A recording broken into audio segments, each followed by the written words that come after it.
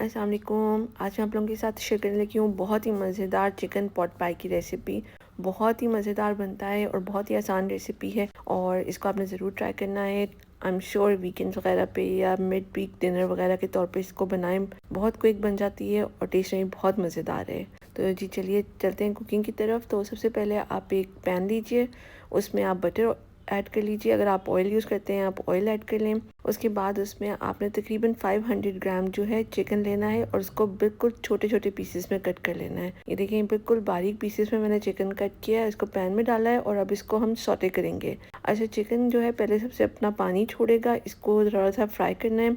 जब ये चिकन बिल्कुल ड्राई हो जाएगा तो हमारा चिकन रेडी होगा बाकी तमाम इंग्रेडिएंट्स ऐड करने के लिए। तो ये देखिए मैं इसको हल्की आंच पे पका रही हूँ ताकि चिकन प्रॉपर्ली कुक हो जाए और इसका पानी भी ड्राई हो जाए और साथ साथ इसकी फ्राइंग भी हो जाए। तो बोनलेस चिकन बहुत जल्दी कुक हो जाता है, इसलिए इसको ये इस रेसिपी के लिए बेस्ट है।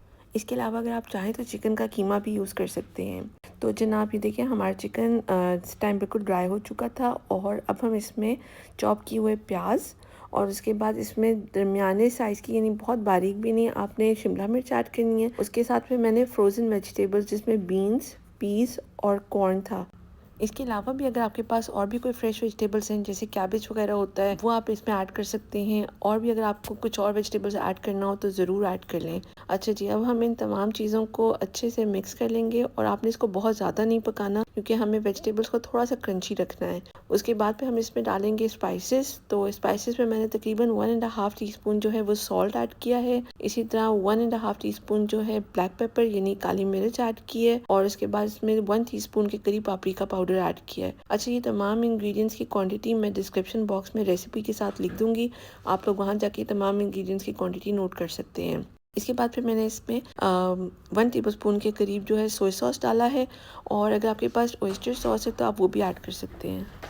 अच्छा, अगर आप चाहते हैं कि इसको थोड़ा सा और स्पाइसी कर लें तो आप इसमें धरी कुटी हुई लाल मिर्च भी ऐड कर सकते हैं और साथ हॉट सॉस भी ऐड कर लें। तो ये थोड़ा सा स्पाइसी फ्लेवर दे देगा इसको पूरे वेजिटेबल्स और चिकन के मिक्सचर को। इसकी अब हम मिक्सिंग बहुत अच्छे तरीके से करेंगे ताकि तमाम सॉसेस और स्पाइसेस अच्छे से चिकन में और वेजिटेबल्स में मिक्स हो जाएं और हम इसकी भुनाई में तकरीबन इसको 5 से 8 मिनट लगते हैं। आँच अपने आहिस्ता रखनी है क्योंकि हमने वेजिटेबल को थोड़ा सा क्रंची रखना है।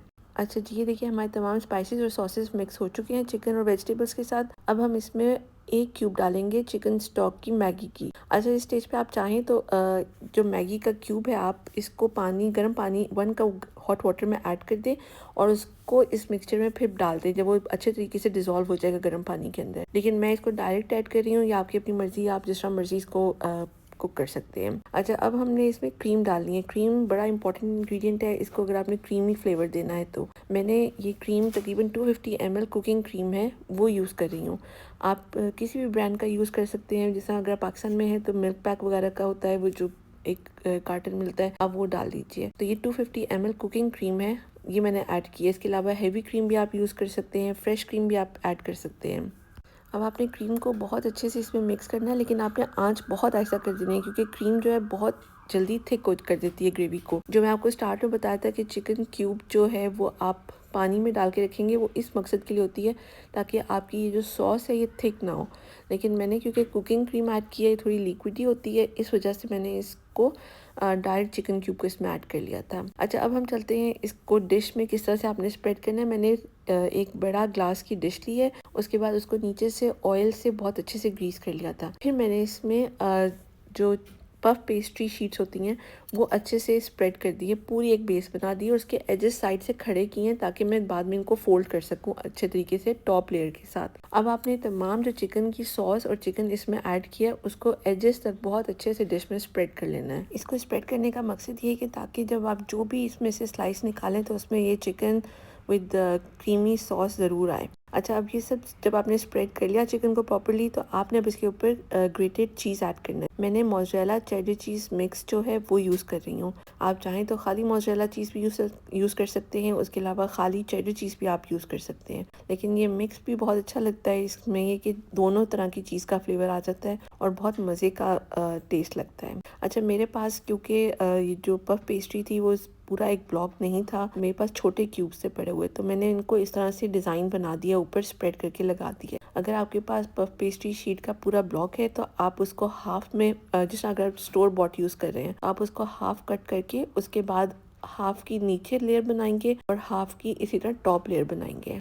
अच्छा जी, अब जब हमारी तमाम पफ पेस्ट्री शीट इसके ऊपर स्प्रेड हो गई है तो हम इसको एग वॉश देंगे। एग वॉश क्या है, इसमें मैंने एग लिया है, उसको अच्छे से फेंट लिया है और उसके बाद मैंने इस ब्रश की मदद से इस एग को पूरी जो टॉप लेयर शीट थी उसके ऊपर स्प्रेड कर दिया है। आपने इसको बहुत अच्छे तरह से करना है क्योंकि जब आप बेक करेंगे और जो ऊपर जब आप चिकन पॉट पाई खाते हैं तो पफ पेस्ट्री का जो फ्लेकी गोल्डन पार्ट होता है वो इस एग की वजह से बहुत मज़े का लगता है, तो इसकी फाइनल लुक बहुत खूबसूरत आती है। तो ये देखिए मैंने तमाम एग को ब्रश की मदद से पूरा स्प्रेड कर दिया है।